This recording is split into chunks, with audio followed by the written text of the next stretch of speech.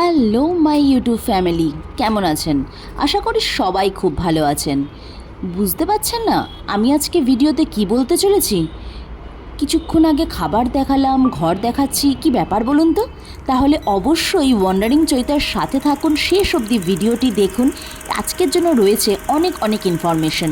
তাহলে আর একটুও দেরি না করে ইনফরমেশনগুলি শুনতে থাকুন। আজকে আমরা চলে যাব শিয়ালদা স্টেশনে। রাস্তাটা একটু চেনা চেনা মনে হচ্ছে, তাই না? ঠিক ধরেছেন, এটা হলো শিয়ালদা ব্রিজ।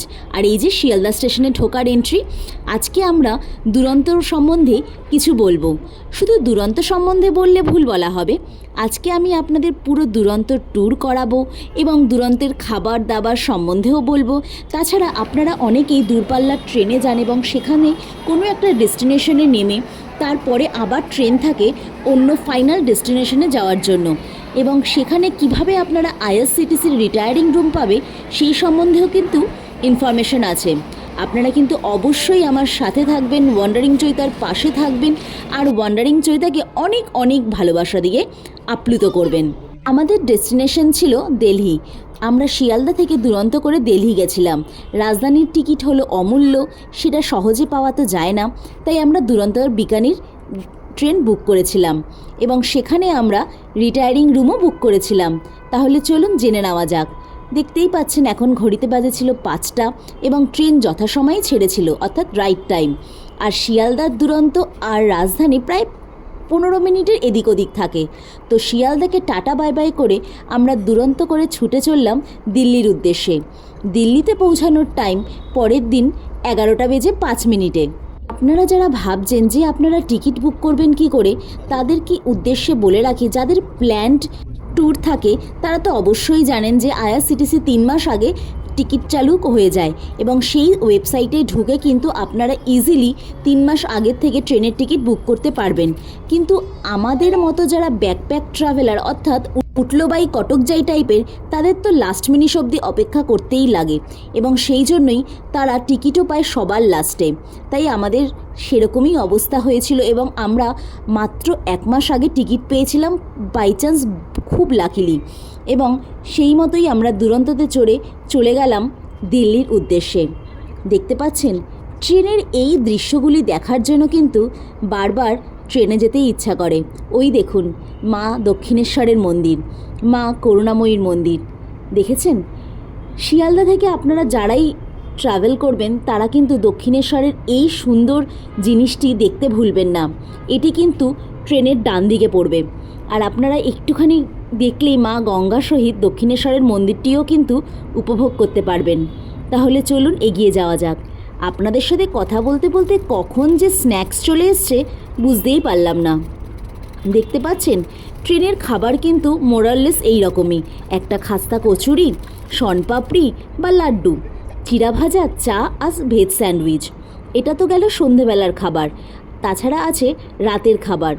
রাতের খাবারে কি থাকে, যারা ভেজ তাদের ক্ষেত্রে পনির, ডাল, চাওয়াল আর রুটি আর একটা সবজি, আর যারা ননভেজ তাদের জন্য 2 পিস চিকেন, ডাল, সবজি, ভাত, রুটি আর একটা মিষ্টি বা আইসক্রিম, অনেক সময় দইও থাকে। তো দেখুন আমাদের কিন্তু অলরেডি সন্ধ্যা হয়ে রাত হয়ে এসছে এবং আমরা প্রায় পৌঁছে গেছি এলাহাবাদের কাছে।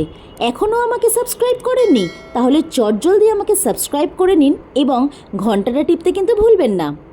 দেখুন আপনাদের সাথে কথা বলতে বলতে কখন যে রাত কেটে ভোর হয়ে গেল, এবার আমরা দিল্লিতে পৌঁছে গেলাম বুঝতেই পারলাম না।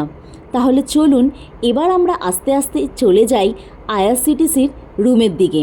আমরা বুক করেছিলাম।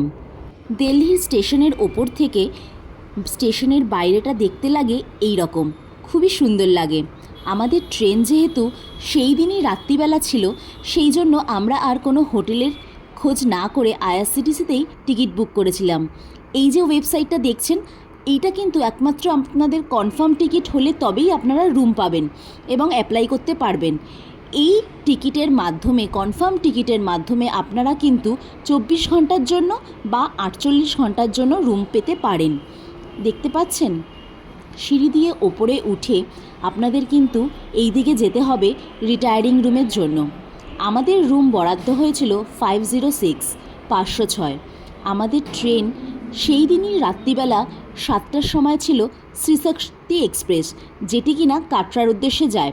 তো তাই জন্য আমরা কিন্তু এসি রুম বুক করেছিলাম দুপুরের থেকে বিকেল পর্যন্ত একটু রেস্ট নেওয়ার জন্য। খুব সুন্দর রুম এবং আপনারা নির্দ্বিধায় থাকতে পারেন। তাছাড়া আপনারা যদি ফুল রুম বুক করতে না চান, তাছাড়া ডরমেটরিরও ব্যবস্থা ছিল, এবং ডরমেটরিটা যেহেতু ফুল ছিল সেই জন্য তার ছবি আমি আপনাদের দেখাতে পারলাম না। আপনারা কিন্তু রুমে গিয়ে ফ্রেশ হয়ে ঘুমিয়ে খেয়ে দিয়ে যেতেই পারেন।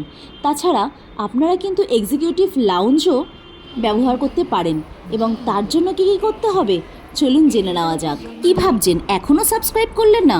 তার জন্য কিন্তু আমাকে অর্থাৎ ওয়ান্ডারিং চৈতাকে লাইক, শেয়ার এবং সাবস্ক্রাইব করতেই হবে। এখনও ভাববেন না, সাবস্ক্রাইবটা করেই ফেলুন। দেখেছেন, আমরা কিন্তু চলে আসলাম এক্সিকিউটিভ লাউঞ্জের উদ্দেশ্যে। এই যে বোর্ডটি দেখছেন, এটি পারলে স্ক্রিনশট নিয়ে রাখুন। আপনাদের যদি কার্ডগুলো থাকে তাহলে আপনারা ফ্রি এক্সিকিউটিভ লাউঞ্জ অ্যাক্সেস করতে পারবেন। তাছাড়া টাকা দিয়েও এখানে অ্যাক্সেস করা যায়। দেখতে পাচ্ছেন আজকের মেনু ছিল এই রকম। আপনি কিন্তু দিল্লি এক্সিকিউটিভ লাউঞ্জে ভেজ খাবারই পাবেন, ওদের যা রান্না থাকে। খাবারগুলি ছিল অসাধারণ সুস্বাদু। আমরা কিন্তু তৃপ্তি ভরে খেয়ে দিয়ে ঘুমিয়ে আমরা সন্ধ্যার জন্য ট্রেনের অপেক্ষা করেছিলাম। আমাদের ট্রেন ছিল শ্রী শক্তি এক্সপ্রেস কাটরা। আমরা বৈষ্ণোদেবীর উদ্দেশ্যে গিয়েছিলাম, তাই জন্য আমাদের এই ট্রেনটাই ছিল বেস্ট অপশন। এই ট্রেনে কিন্তু খাবার পাওয়া যায় না, আপনারা কিন্তু খাবার নিয়ে উঠবেন।